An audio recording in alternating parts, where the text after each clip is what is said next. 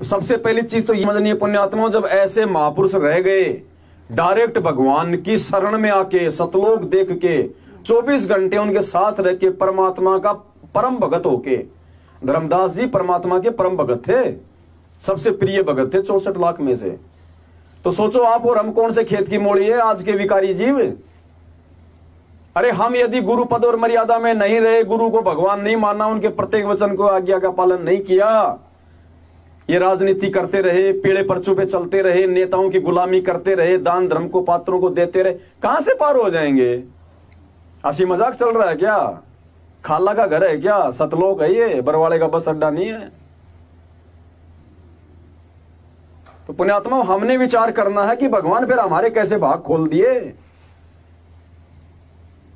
आप 650 साल पहले आए, लेकिन आपने ना किसी का मोक्ष किया, ना किसी को आपने पूर्ण मोक्ष मंत्र दिए, ना किसी को आपने पूरा ज्ञान दिया। भगवान आज हमारे कैसे भाग खुल गए, जो धर्मदास के भी नहीं थे, नानक जी के भी नहीं थे।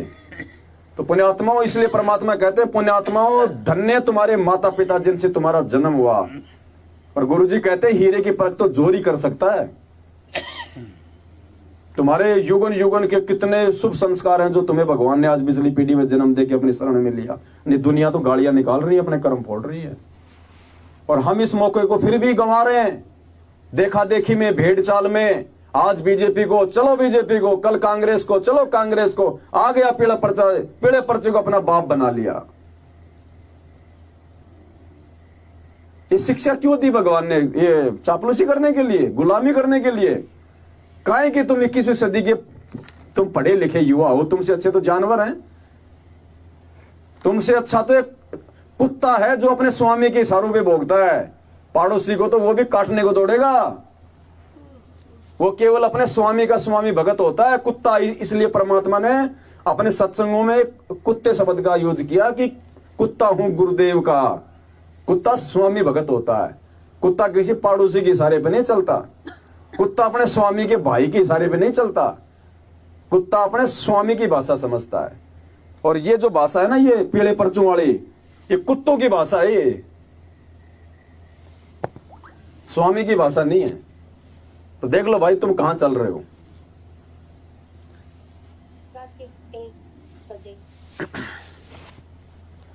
तो पुण्यात्मा, सबसे पहला तो बस ये विचार करना कि हम कहां हैं उन महापुरुषों की तुलना में। और आज भी यदि हम ये गोल्डन चांस पाके, इसीलिए परमात्मा कहते हैं समझा है तो सिर दर पांव भवर नहीं रे ऐसा दांव। और मालिक कहते हैं बिल्ली के भाग का छीका टूटा, बिल्ली के भाग का छीका। इब कह दाव मत चूक मेरी प्यारी। तो पुण्यात्मा, सभी आत्मा यही धक्के खा रही हैं आज हैं। अगर आज भी अगर वो मर्यादा में रहेंगे, टिके रहेंगे, गुरु को भगवान मानेंगे तो मोक्ष होगा। ऐसे मोक्ष नहीं होना, धक्के खाते रहो ऐसे तो। और दूसरा रास्ता है ही नहीं कोई गुरु को भगवान मानने बिना। और गुरु को भगवान मानने की पहचान दास ने आपको बता दी। प्रथम तो गुरु जी को भगवान मानना, और गुरु जी को भगवान वो मानेगा जो गुरु जी को हलवे राम का भोग लगाएगा। ये हलवे राम का मैनेजमेंट का 36 का आंकड़ा है। ये हमने प्रकट गुरु जी को भोग लगाना क्या शुरू किया? मैनेजमेंट वालों की बीवी पत्नी बेटी अगर खाने के लिए भी हलवा बना लेती है तो उनको चिंता हो जाती है कि गुरु जी को तो नहीं लगाएगी। तो ये प्रथम पहचान है। जो व्यक्ति अपने गुरुदेव सतगुरु रामपाल जी भगवान को भोग की आरती के साथ भोग लगाएगा, समझ लेना 50% तो वो गुरु को भगवान मान चुका है। बाकी 50% वो साथ संगति में आ जाएगा खुल के। क्योंकि भोग तो मैनेजमेंट वाले भी लगाने लग गए गुरु जी को काफी संख्या में, क्योंकि देखे बिना रहा नहीं जाता। आत्मा तो भगवान की है, भले काल प्रेरित है, मर्यादा टूट रखी है, लेकिन जब वीडियो देखते हैं, भोग की आरती सुनते हैं, आत्मा तो अंदर से बोलेगी ये अपना असली बाप है, नालायको इसी को लगाओ। कहां फोटो में उलझ रहे हो? तो नीचे नीचे तो वो भी गुरु जी को भोग लगा रहे हैं, लेकिन खुल के नहीं आ रहे। खुल के नहीं आ रहे मतलब 50% तो वो भगत है। और जिस दिन आप खुल के साथ संगति में आ जाओगे, बिल्कुल नेक नीति मर्यादा में, और यहां आके भी अगर तुम राग द्वेष नहीं फैलाओगे, निंदा चुगली में नहीं फंसोगे, तो समझ लेना पुण्यात्मा, अगर इसी प्रकार से चलते रहे तो बेड़ा पार है। परमात्मा ने बोल दिया, फिर सस्ते में काम हो जाएगा, सस्ते में। बस गुरु को भगवान मान लो। अपने आप को समर्पित कर दो परमात्मा को। और कोई भगवान नहीं, ना सतलोक में ना कहीं और, जो भी है ये ही है, ले दे के एक ही। रजा तेरी से दादू नानक जी का सतलोक में वास हुआ। रजा तेरी से दादू नानक जी का सतलोक में वास हुआ।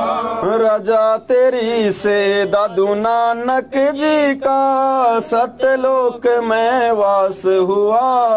रजा तेरी से दादू नानक जी का सतलोक में वास हुआ। सो परसन उतर कीने तब धर्मदास के विश्वास हुआ। सो परसन उतर कीने तब धर्मदास के विश्वास हुआ।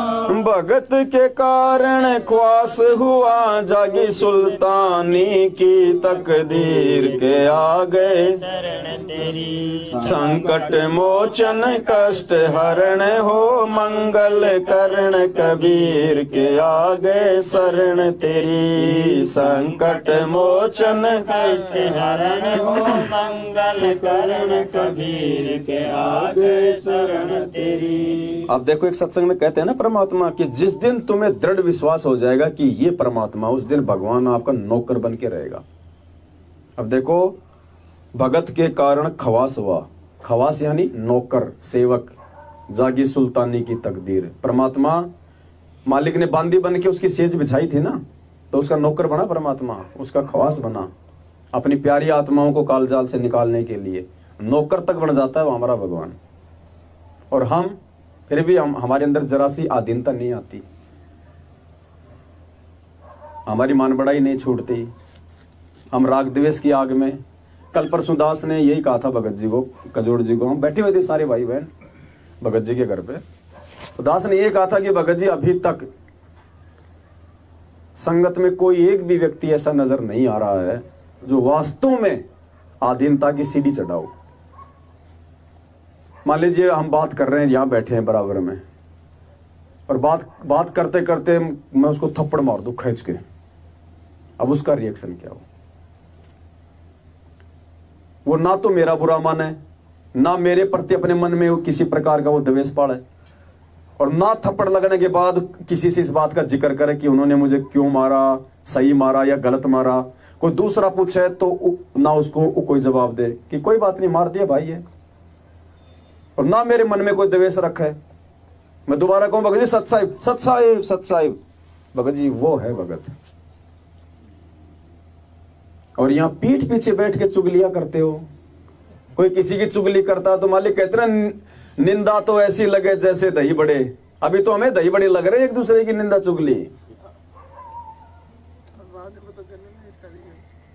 ये बढ़वे का अंग बताया परमात्मा ने कि बढ़वा कौन होता है। गरीब बढ़वा बढ़वा सब कहें, मालिक की वाणी है ना, ये बढ़वे के अंग में है। निंदा तो ऐसी लगे जैसे दही बड़े। अभी हम कहां खड़े हैं, विचार करने की बात है भाई। नीचे पाव चणों के लालच में या बंदर वाली मूठ गई। पाव चनों के लालच में या बंदर वाली मूठ गई। पाव चणों के लालच में या बंदर वाली मूठ गई। पाव चनों के लालच में या बंदर वाली मूठ गई। मूठ खुले ना जान बचे ना, हे साहेब ये कौन भई। मूठ खुले ना जान बचे ना, हे साहेब ये कौन भई। राम पाल सतगुरु शरणा लई, खाई शब्द दूध की खीर के आ गए शरण तेरी। संकट मोचन कष्ट हरण हो, मंगल करण कबीर के आगे शरण तेरी। संकट मोचन कष्ट हरण हो, मंगल करण कबीर के आगे शरण तेरी। अबे देखो, पाव चनों के लालच में या बंदरवाड़ी मूठ गई। अब परमात्मा ने तो हमें वो केला भी दे दिया आके, ये तत्व ज्ञान रूपी, फिर भी हमारी ये मूठ, हमारा ये लालच, ये अपना स्वार्थ, ये मान बड़ाई, ये अहंकार, लोभ, ये नहीं छूट रहा भाई। और ये छूटे बिना तो भाई 7 जन्म परमात्मा नहीं पा सकते अपन। तो कोशिश करनी है, हमारे में से परफेक्ट कोई नहीं है।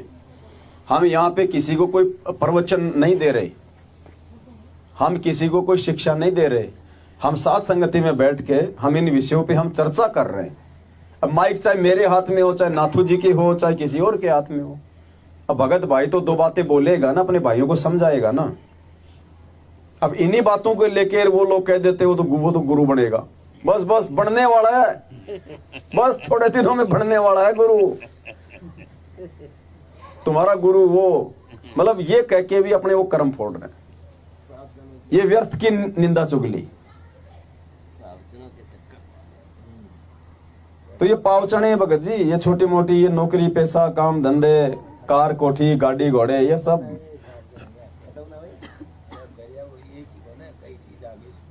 थोड़ा थोड़ा तो पीछे हटना पड़ेगा भाई।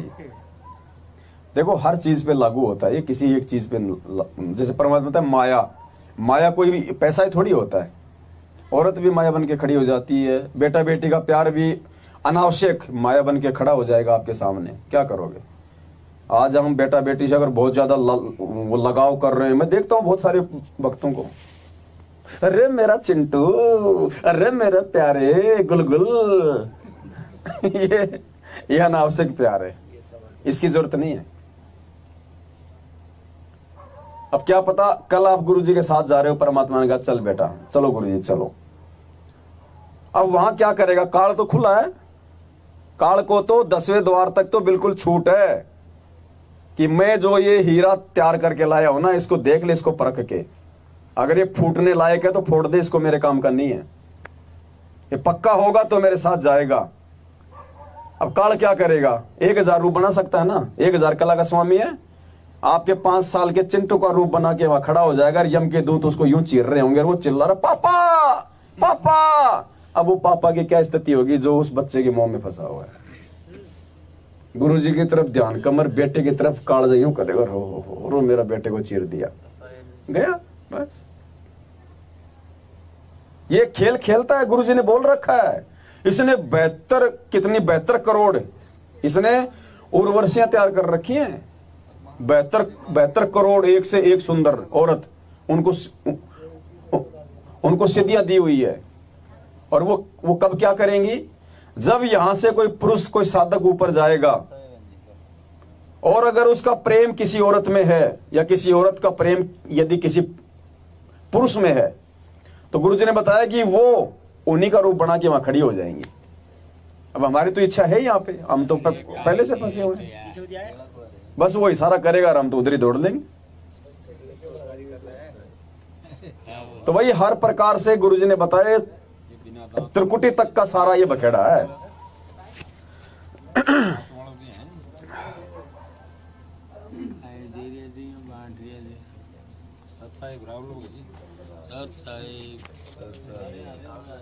अरे पवन भगत जी ने भी तो दो कहीं इतनी सारा एक शब्द गाएंगे परमात्मा का, फिर खाएंगे, बाकी खाते रहो खाने वाले। जिनकी बैटरी डिस्चार्ज हो गई वो खाओ। नहीं माँ की तो खराब हो जाएगा। सत साहिब